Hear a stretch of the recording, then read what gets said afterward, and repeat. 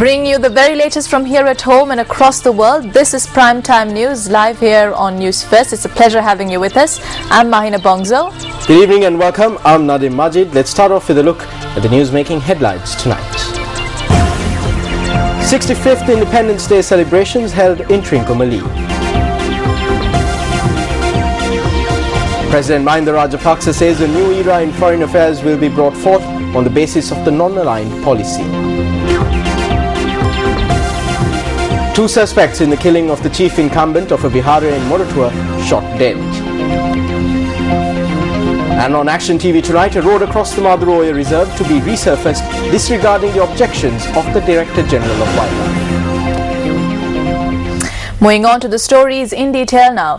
President Mahinda Rajapaksa said at today's Independence Day celebrations that both the government and the opposition have a responsibility to protect the freedom that has been won. The 65th Independence Day celebrations were held opposite Fort Frederick in Trincomalee this morning under the auspices of President Mahinda Rajapaksa. The 65th Independence Day celebrations commenced following President Mahinda Rajapaksa's arrival.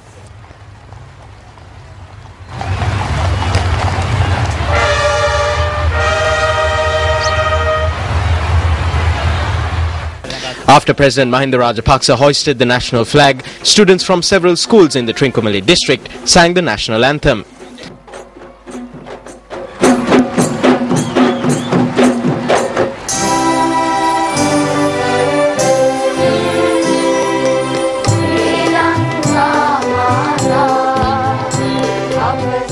A minute's silence was also observed in memory of heroes who sacrificed their lives for the freedom of the country.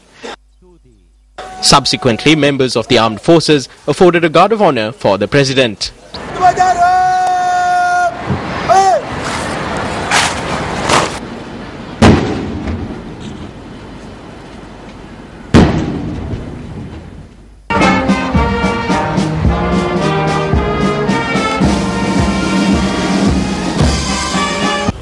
මිත්‍රවරුනි ලංකාවේ විදේශ ප්‍රතිපත්තිය නොමැති ප්‍රතිපත්තියයි. My friends, Sri Lanka's foreign policy is the non-aligned policy. We must bring forth a new era in foreign affairs on the basis of this policy. Development and reconciliation in Sri Lanka is the best response that we can give to false propaganda carried out in foreign nations. Just because something is said, just because you see a report, just because you see it in the media, or if you hear some criticism, do not believe any of it. We ask the people of the world to come here and see for themselves. We are a country that will always respect the Charter of the United Nations. We are of the position that whether they be strong or weak, all countries within the United Nations must respect the Charter.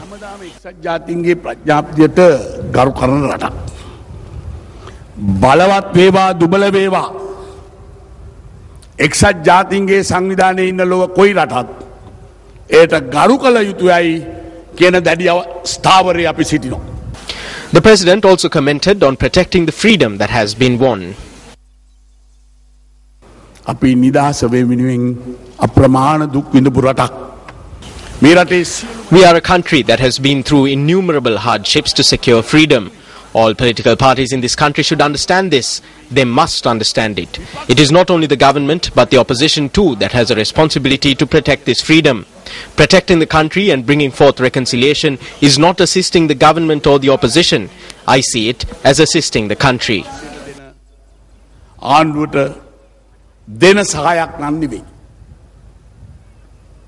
රටට දෙන සහායක් වශයෙන් තමයි මා දකින්නේ. Following the President's address to the nation, the Independence Day parade took place. Members of the three armed forces, the police and the civil defense force participated in the parade.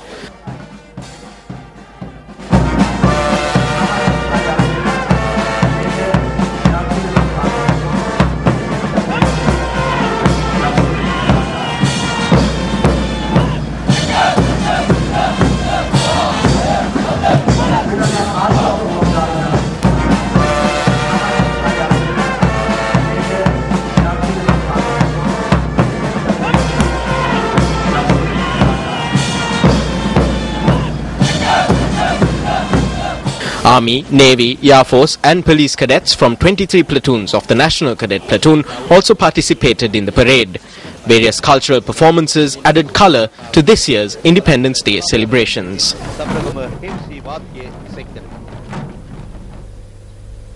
Meanwhile, the Sri Lankan Navy accorded a gun salute for the nation at 12 noon today, parallel to the 65th Independence Day celebrations. The salute took place at the premises of the lighthouse opposite the Navy headquarters. A 25-gun salute was accorded.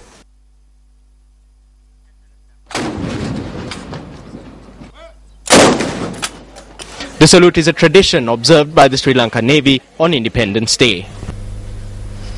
The President, Prime Minister and Leader of the Opposition have issued messages in view of the 65th Independence Day. President Mahinda Rajapaksa says that Sri Lankans who have made immense sacrifices to ensure the sovereignty of the nation celebrate the 65th Independence Day with the utmost pride. In his message, the President said that the nation has embarked on a path of development which has made freedom truly meaningful. The message also notes that this is a very difficult and challenging task, the fulfillment of which would bring justice and prosperity to the nation. Prime Minister D.M. Jayaratna notes in his message that the economic, educational, cultural and social progress that the country has seen in the 6.5 decades since the end of foreign rule is to be praised. The Prime Minister says that in spite of economic and social setbacks, the country has been given the strength to remain on a victorious path. Opposition leader Ranil Wickremesinghe says that protecting the independence that we have gained both locally and internationally is not only the responsibility of the citizens, but it is also the duty of those who govern the country. In his message, the opposition leader says that the country has entered into an era where restrictions are imposed on the freedom of people. The message reads that due to breaking of promises before the international community, the country's reputation internationally has been tarnished and it is also a threat on the country's independence. Now, religious observances took place in many parts of the country to mark the 65th Independence Day. Religious observances took place at the Welgam Vihara Raja Mahavihara in Trincomalee concurrent to the Independence Day.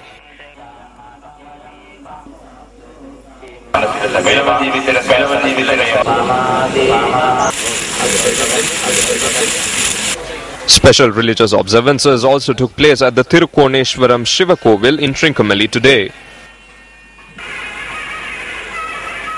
Meanwhile, a special service was held at the St. Mary's Church in Trincomalee to mark the 65th Independence Day.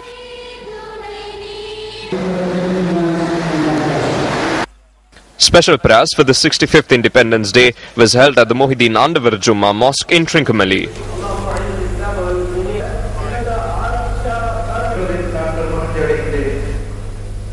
Mahamanya D.S. Senanayake, the first Prime Minister of Sri Lanka, who cannot be forgotten on a day such as today. Several events were held today to honour the late D.S. Senanayake. Floral tributes were placed at the statue of Mahamanya D.S. Senanayake at Independence Square in Colombo this morning. Mayor of Colombo A.J.M. Muzammil and United National Party parliamentarian Karuja Surya paid tribute to the first Prime Minister of Sri Lanka.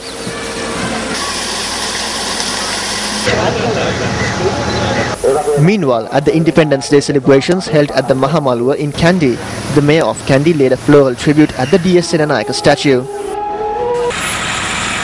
The Mayor of Anuradhapura also laid floral tributes at the statue of the late D.S. Senanayake located in the Anuradhapura town.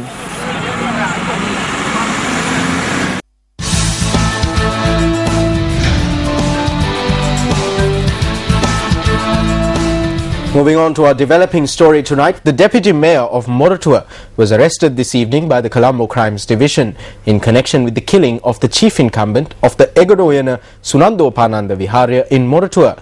Now, the police say that he is currently being interrogated. The chief incumbent of the Egodoyana Sunandopananda Viharya in Moratuwa was hacked to death last night. Several hours afterwards, the bodies of two persons believed to have been involved in that killing were found in Dalkada, Bandaragama.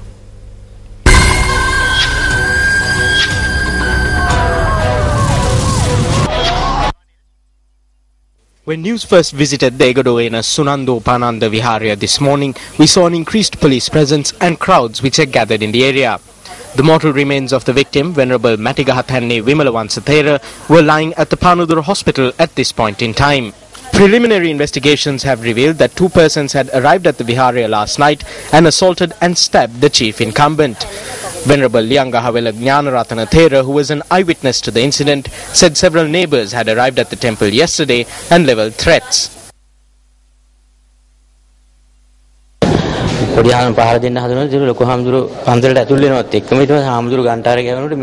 the monk was being attacked, the head monk entered the Viharya. When monks started ringing the bell, a large crowd gathered. At that point, these people fled the Viharya.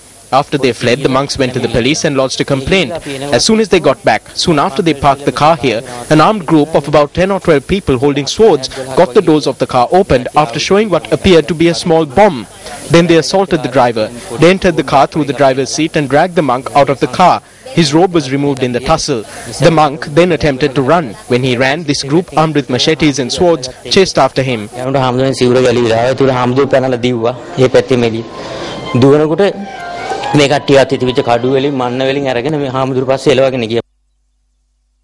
With news of the incident coming to light, a large group gathered at the Viharya where a tense situation ensued.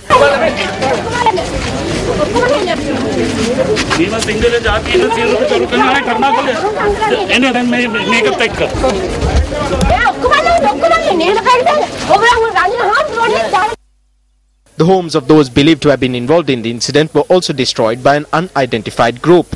The police say that there has been a long-standing conflict over the land which the suspects were residing on, which incidentally belonged to the temple.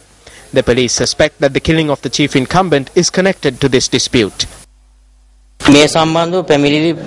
Complaints have been lodged with the police headquarters and the Ministry of Defence. These people had broken into the Viharya and carried out an assault on a prior occasion, even though an appeal had been made for security. The bodies of 2 of the suspects in the killing of the chief incumbent of the Viharya were found this morning in Dalkada Bandaragama, about 20 kilometers away from Egoda Uyana. This is the Dalkada area in Bandaragama. The bodies of 2 people with gunshot wounds were found here this morning at this location. Behind me you can see the 2 bodies. The police have commenced investigations to determine how they were shot. The deceased have been identified as 37-year-old Sujit Gunaratna and 29-year-old Randima Ruan Ratna, who are relatives and residents of Egoda Uyana. Following the magisterial inquest conducted by the Kalutara magistrate Aruna Alutke this afternoon, the bodies were taken to the Nagoda hospital.